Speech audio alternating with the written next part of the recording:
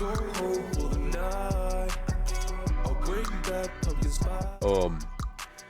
I'm going to be breaking down my new track, Pumpkin Spice. As you guys probably heard of it, it's out now. I believe I used 2 lots to do that. They don't take like a day. They take like maybe 5 to get the singles out. So yeah, but my newest track, Pumpkin Spice, is now out, as far as I like to say, and here's the breakdown of it. So I'm gonna start off with the first pattern that you hear of the song. We're gonna start off with this one.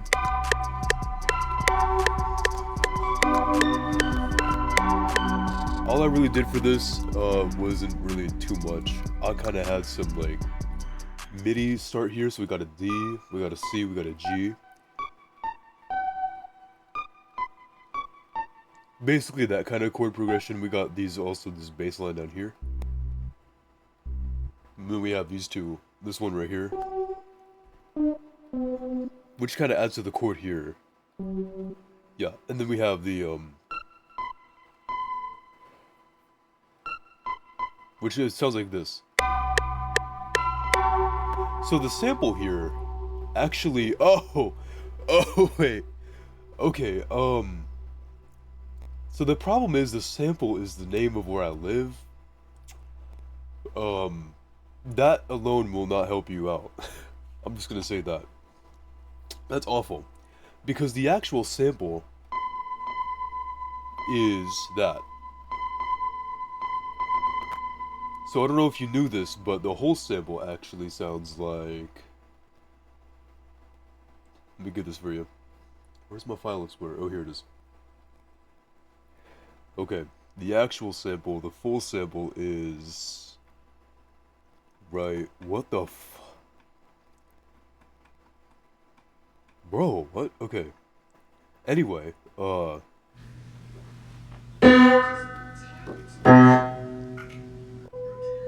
yeah, I basically sampled my piano at home, my home piano that's upstairs actually right now. I sampled that and put that in here as like a C minor. And, yeah, that's what that is. Basically, the 808 is also quite simple, really nothing different to it. It's actually linked to something, so the 808 44 is linked to, I think, track 7. That makes a lot of sense, actually.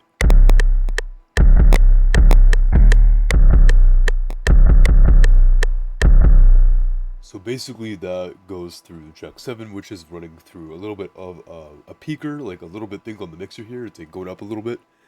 Also got my parametric EQ as well, so you can see that I got 45 hertz on the lowest end, and then I kind of get rid of this end. So like if I put this back, it would sound like this. I want that gone. I want it more bassy but less muddy, because I don't want you to be able to hear a lot of the muddiness to it. I want you to hear more of the bass, and I want it to be in the background. Like people don't want that, but like I feel like I'm the only producer that actually wants that. So like. Basically, this is kind of how I do it, so like, take a listen to this. When you do it this way, as opposed to having it like, without the EQ, like this, right, is that it feels more cinematic, and I'm very into like the cinematic spatial sound to it. Like, I'm not talking about Dolby Atmos, I'm talking about, and also like, most of the people who do use Dolby Atmos for spatial audio, people who mix it into that, they have a way that they mix it into it that sounds like more of an aesthetic, a stylistic choice, rather than a I feel like they do that more of like a stylistic choice rather than a what's the word? More of like purposely mixing it to Dolby, because when you hear Dolby Atmos stuff on Apple Music, it really feels like it's just another way of like a style. There's nothing about it feels like genuine, natural, like all that. We got this sample here too, which is basically just a recorded version of this and pitched up as well. That's all that really is. It's nothing crazy. That's running through... Oh, that's running through nothing, but it is stereo delayed a bit, as you can see as well. We got that going on as well, so we got that.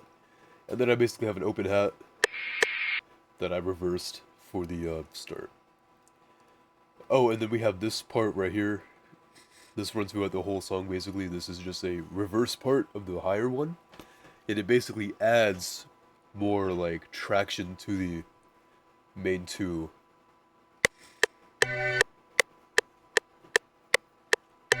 That's all that really does. I basically I use FL like I use Ableton. It's like an Ableton to me. So we got this.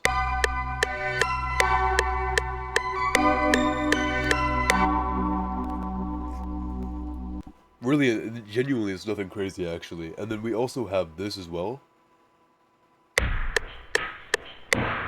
So now we're getting into the drums. So here's the drums, alright? This is basically all the drums, and I'm gonna break it down for you one by one, but basically, I got a cool story about this hi-hat too, and these clicks over here. Actually, this click is, well, no, that's a hi-hat.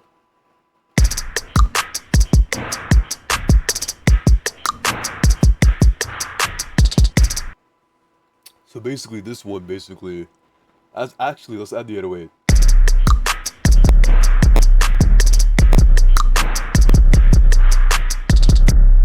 So with this sample, basically, this sample right here, the Day's Break, is basically just a watered down, well, actually not a watered, like a slowed down version of, you know those breakcore songs like Hyperpop uses them like, they go like, hold on, I gotta find the actual sample here. Here. Where is it at? It's almost, I think it's up here. Basically that, all I did for this was pitch it down a lot, like, I think it was...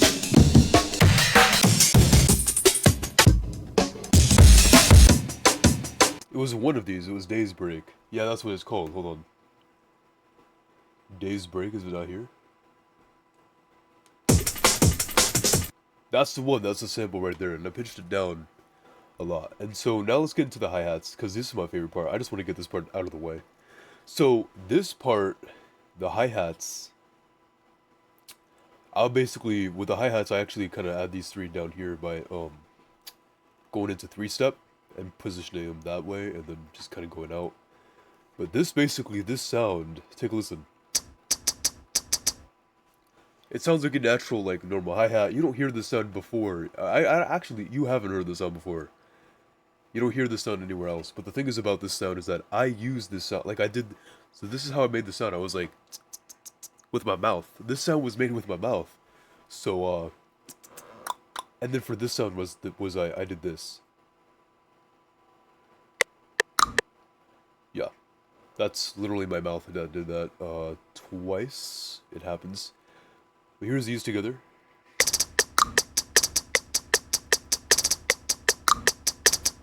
Anyways, so basically we got that going on. We have the hi-hat, the snare, and the double hi-hat actually at the end. I forgot to show you that.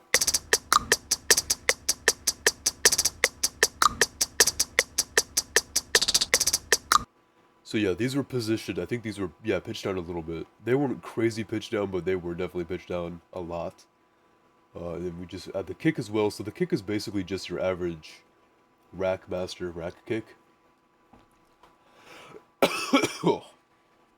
That comes from the drum kit. I don't know where this Anti-Touch, I think it's from the Anti-Touch drum kit.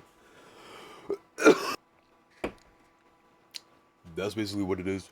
That kick is from the Anti-Touch. I think that is the... It's one of these. Oh no, oh no, that's not from the Anti-Touch. That kick is from the... I think it's from like right... let me see. Where was it? Oh jeez, oh yeah, right here. The drive download, I don't know where this came from, so I think that this tag... I love you, Sean. Yeah, I think it's from this guy. I think it's from that guy. He's got the kick, he got a... So, yeah, basically, I use this hi-hat, actually, if I want to use a different hat, but I use this hi-hat to, like, make the beat, and in case I find a better sound, then I replace the hi-hat like this. Like that, but I'm not going to do that, because obviously the hi-hat here is just way too good, because I made it with my mouth, so... That's a lot more cool. And then we have my snare here. So basically the snare is basically just,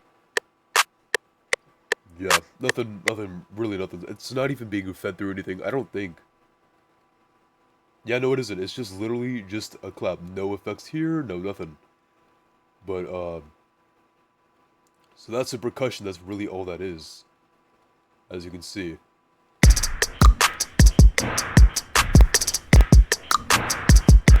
And just listen how boring it is without this days break behind it. Like, come on, man, that's boring without it. So you have to have this. And the days break isn't being fed through anything as far as I know, but we have stereo and time on it to just resize it. So if you see how it's like kind of clipping over here, that's because of the stereo delay. That is what is causing the overlap a bit. It's still on beat pretty well, but it's not like, it stretches it out like a tiny bit when you do that. I'm causing myself to cough. My voice is doing something. But yeah, that's basically what that is. I don't know what this is yet. Hold on. Go home. Oh, yeah, yeah. That is. Yep, exactly. So that's basically the whole beat. The whole beat is just this. Kind of basically this for a while.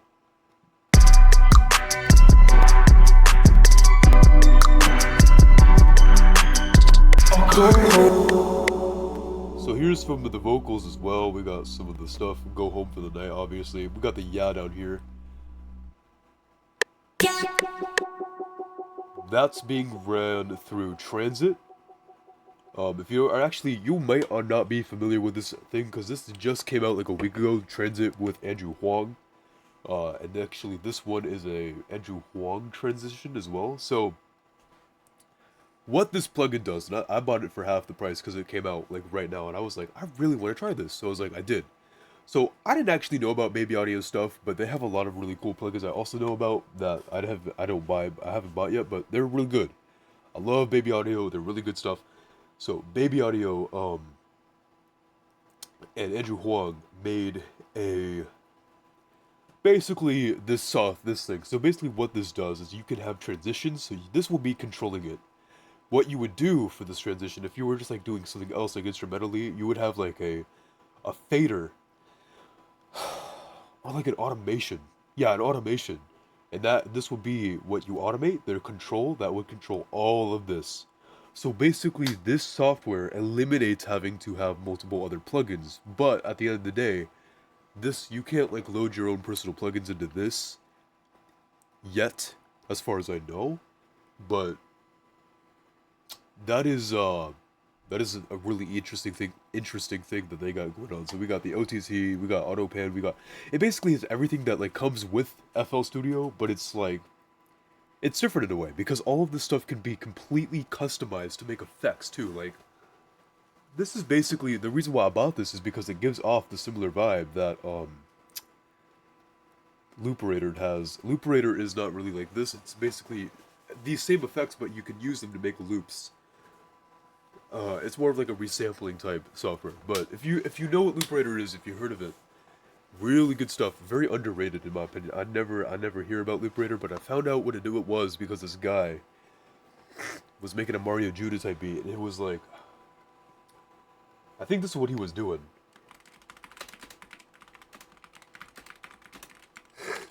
This is what he did with Looperator.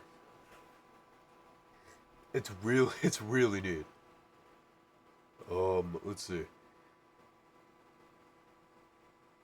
Mario Judah type beat. And his girlfriend comes in, he was like, hey babe, I'm making a Mario Judah type beat. I was like, alrighty.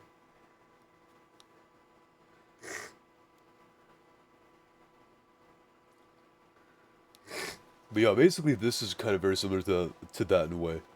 So I basically ran some of the vocals through this one, actually most of the vocals run through this one, so this entire rack is neat. So I have this whole rack, a Fruity Chorus as well. You already know I gotta put that on there. It's Pixlux. It's a Pixlux track. You know that I gotta do that. That's how that works.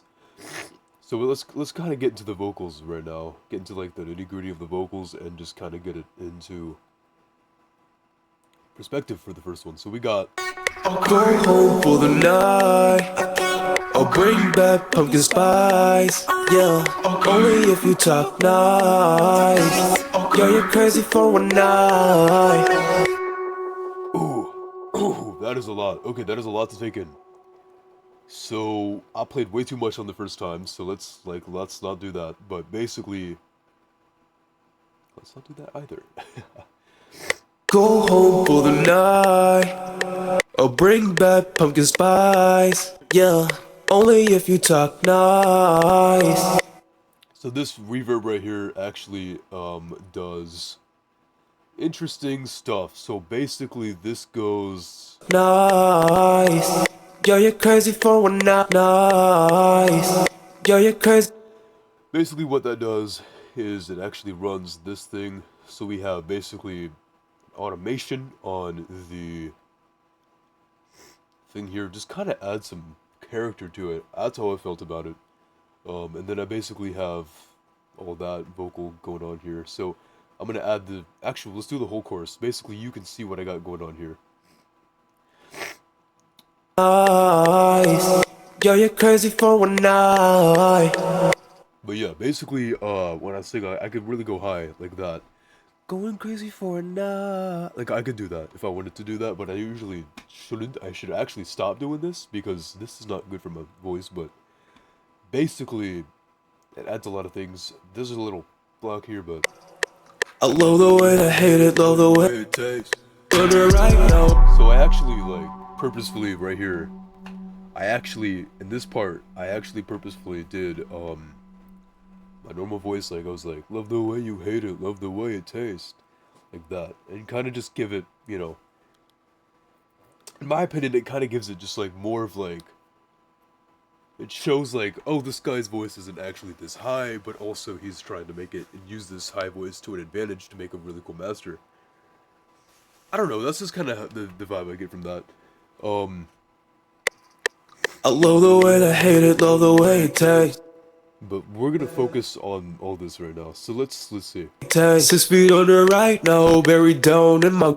So basically, all of this is running through basically just a Goyo, which is the AI noise reduction thing right here, which is really nice. I love this thing, voice separator.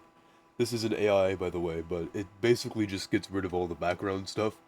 And I'm okay with using AI music, but don't let AI like produce your beats. Don't do that. You would instantly lose my respect if you do that. So Goyo, um, before I was actually using Goyo, I was using this other thing called Renegade. Right here.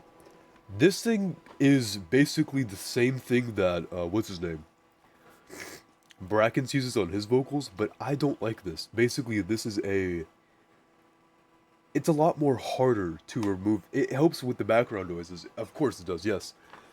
But this also has very big problems with CPU. So if you have a beefy PC like I do, this will kill it. Like this thing does it. So like you have like, let's say you want to run a vocal through this. Let me delete this one because I really do not want to have like my computer killing itself.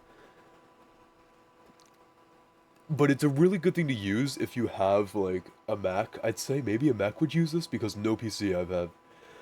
I just don't believe it. Grave. 12 skeleton in my backyard, it's getting late. This could be really used really well. Like this could be used really well for like a bunch of different. Honestly, it could be used for anything. But the thing is, I would say like the free version. Also, this is free too, by the way. Like you don't have to upgrade this because all I really use is this. But I just want to say like really, it is not worth the. Do not record when you have this on. There will be a delay. You will not be able to speak at all. Like you will be confused. Go home for the night. Or bring back pumpkin spice. Oh, and then also don't do that over other things. So like make sure that you're moving it behind things. Like don't do that. Yeah, only if you talk nice. Yo, you're crazy for. It's kind of still like removing, background stuff. So I really would not recommend using Renegade for a lot of things because like if you're trying to do like things like that, I think Goyo is the way to go. Or make sure that you record with like Renegade, but don't record. That's dumb. I shouldn't say that. don't record with Renegade, but record your vocals, then put them through Renegade, record that, or put that, or forward that to a different track, then use Renegade, like, then you can do the automations, but I think I just use Goyo for this one. I think that you can use AI with the Goyo, that's fine, but, you know, moral standpoints isn't really what my objective for the video, so that's not really how I feel I should be talking about right now, so let's not do that. But yeah, so basically that's kind of the main thing. We have all the background vocals as well, so I will show you all I have here. And we'll get to the ad-libs in a minute. Go home for the night. I'll bring back pumpkin spice. Only if you talk nice. You're crazy for a night. So obviously it's really hard to control my vocals when I'm really high up like that. It's really not easy for me to do that because like my voice is naturally a lot lower. It's not even, I would say that I'm like a bass, but like a lot of people, there's people that have deeper voices than I do, but so I would say that. But my voice is really on the deeper side of things, so it really is not easy for me to control it higher, but yeah. So I'm not really into organization when it comes to my own tracks. Again, all of the organization, like color coding happens here. Color coding on the tracks, by the way, when I'm working with other artists, color coding is the shit that I do. But here, I don't do that because it's just my track. I know how to get from A to B because I'm not working with anybody on this. And that's just why, if you're wondering like why the hell is your tracks not like, oh my god, like why are they not like, oh, why are they not doing the thing? Like, why are they not color coded? Like, why is nothing organized? Like, because it's just my own track. Like, it doesn't really matter what I do, right? So I don't really care, right? So I would say, like, yeah, great. So anyway, these are not running through anything. A lot of these do not. They do have stereo delays. So when I have stereo delays there will be, like, if I have two harmonizations, right? A stereo delay will go kind of slightly to the right or left here, and then slightly to the right. It's a lot simpler for me. I do that just myself. Especially here, like, it doesn't really matter, but if I have the second one here, that's going to go to the right a bit. So if you have this going on, you want both pans to the opposite directions. I don't know, I just feel that it sounds better. I don't want things, like, going into one ear and other stuff going into, like, not enough in the other ear. Like, I don't like that. I freaking hate doing that. Like, people have, like, this aesthetic where they have, like, some things on one ear, some things on the other. And while that you can do that, there has to be limitations because, like, listeners like me do not like it. I really cannot stand that. So I'd rather do, like, stereo panning. By the way, I used to do it on the main vocal. Never. Don't use this on the main vocal, please, for the love of God. No, don't do that. Genuinely, please. Do not. So I just really recommend, like, please don't do that. Let's get into ad-libs. I'm really taking way too long on these vocals, so I really should just get into the ad-libs here. The ad-libs are running through channel. Okay. Okay. So that's a lot to say. So basically, yeah, okay, like this one, these higher ones are going through this channel, and then we got, Okay. let's get into this, let's kind of get into this. So I got this muddiness, I like the muddiness on this, okay, like down here, the, okay, like kind of get that down there. I didn't actually do that with my voice, by the way, so the way that I actually recorded this was through Auto-Tune Artist, and I basically just, like, removed all of these others. The only thing I could do, wow, like that's all I could do, right? And if I click on them again, Whoa. like I could do all that, right?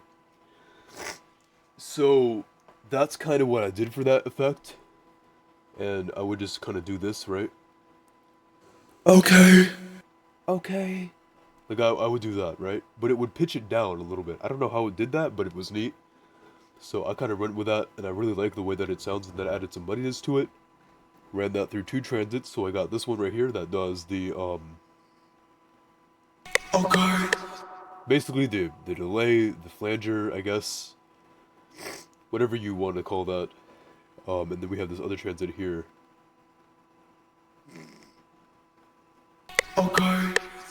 That basically adds a phaser, a little bit of reverb. It's really not too much, but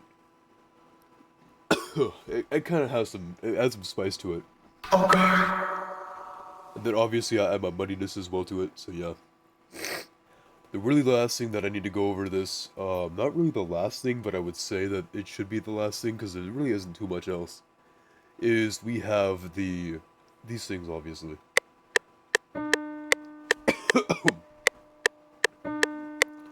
And basically that's just a sample from the cinematic piano system, and that basically all that does is it runs through here, pitches up a bit, goes to a stereo delay on this side over here, but left. That's basically all that does.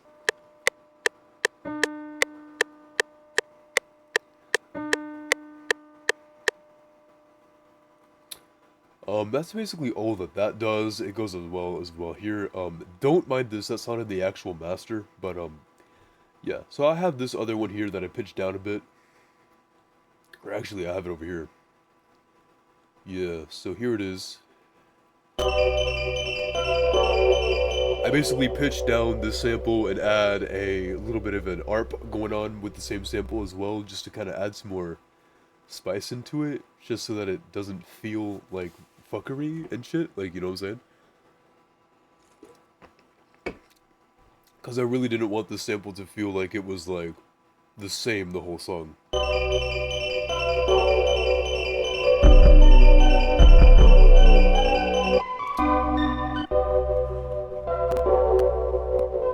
That's basically all that is. That's all that does.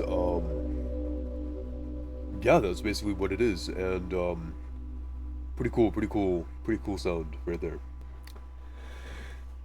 So that's basically really the entire like beat. You really don't have too much to really go off of, like.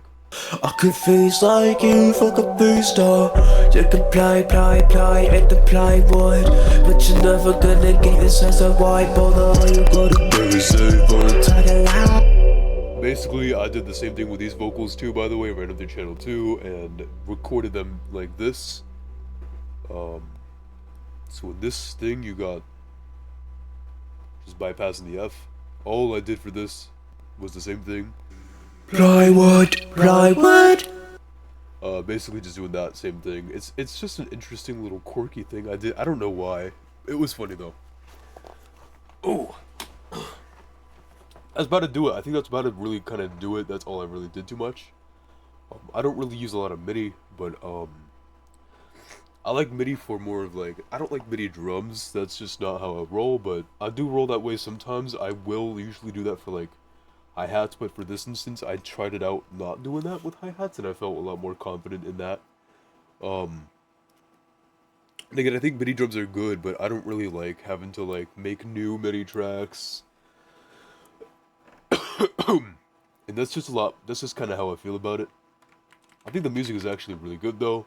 Go home for the night. I'll bring back pumpkin spice. Yeah, only if you talk nice. Yo, you're crazy for a night. I love the way I hate it, love the way it tastes. 6 feet under right now, buried down in my brain. Trophy skeleton in my backyard, it's getting late. Smoking scary spiders implemented on a paper plate. This shit I never. But yeah, I hope you enjoyed this breakdown, and that's kind of all that really is. If you do enjoy more if you want to see more breakdown videos, like, definitely subscribe, because I want to make more too. Like, let me know, comment down below and all that. And also, guess who I'm also submitting this to? My college, because I am majoring in music production, so yay. So I'm sending that to my professor. Well, this video to my professor, so yeah. Anyway, with that being said, thanks for watching. Catch you all in the next one, and yeah, have a good day, and have a good one. I'm gonna go finish my donut and listen to Andrew Huang make some really neat riffs in a studio. Peace out. Oh, and one more thing. The single as well has Apple Motion art, so look. There's my custom-made Apple Motion. So if you use Apple Music, you'll see this on there as well. So enjoy it. Anyway, peace out. Just wanted to show you that.